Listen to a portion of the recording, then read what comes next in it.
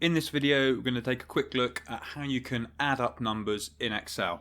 So we've got four sets of numbers here, 10 and 5, 44 and 2, 29 and 18, and 100 and 150. And what we want to do is add up each of these pairs. So we want to add up 10 and 5, add up 44 and 2, etc. And we're going to put our answers in column C, starting at cell C2. So to add up two cells in Excel, what you need to do is first of all put equals. Then we're going to move across to the 10 in cell A2, do the plus sign, just like that. Select cell B2 where the 5 is, hit enter, and we get our first answer, which is 15. Now we could keep adding this formula in, which is going to be a bit slow. So the quicker thing to do is just to drag this formula down, because all of the additions we want to make are directly in the cells below.